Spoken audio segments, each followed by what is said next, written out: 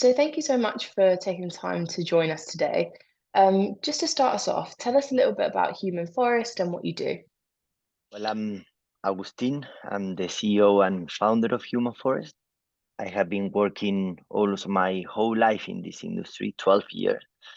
I started before in a company that is called Cabify. I don't know if you know Cabify, but it's one of the biggest ride-hailing company in South America and in Spain. It was the first unicorn in Spain and was the first ride-hailing company to achieve positive EBITDA and also offset all the carbon footprint for the operation. So after a trip that I did to the Amazonas with the Cabify team, I was inspired to create a human forest here in London. So what is human forest? It is not a normal company because we are doing things in a different way. So what we do, same as in a forest, trees capture the CO2. In human forest, people using our truly green and free e-bike, we avoid the emission of CO2. So we're in the same path of reducing the amount of CO2 from the planet. But behind that, there is a innovative business model that we call the AdTech side of the company. It's like a Spotify because user can ride 10 minutes free every day, and they can see some advertising and they can get even extra more minutes. So that's how it works. So at the end, what we are trying to, everyone needs to move from A to B, but it is expensive nowadays using micromobility. But with us, it is super affordable and it is like 3 times less than our competitors. And it is 100% sustainable. So we are helping the planet and also helping people to move from A to B. Well, And you mentioned a little bit there, but what makes your solution so unique? What makes Human Forest different from other providers? First of all, we give 10 minutes free.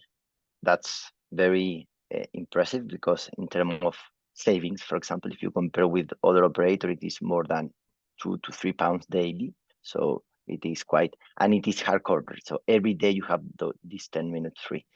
The second one, it is related to the sustainability. I think I already mentioned about that. And truly win company in London.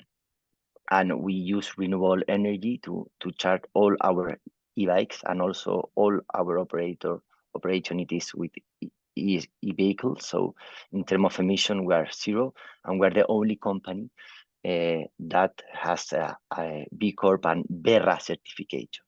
That BERRA certification says that everything that we are doing, it is sustainable. So that's quite cool. And not only that, we have even more cool things. We have a gamification tool. So each mile that you ride in a human forest, it is the same amount of CO2 that a tree captures in a day. So after 5 miles or 5 trees, we give you a 3 coins. And with that 3 coins, you can exchange for extra minute or for product from our partners. So for example, you can exchange those 3 coins for coffee, ice cream, food for dogs, co-work spaces, even some relax therapy. So it is quite cool because you are riding for free, 10 minutes if you want. We are also rewarding you for doing that, and you are helping the planet. And I live in London and I see Human Forest bikes everywhere. So people are using them, they're all over the city.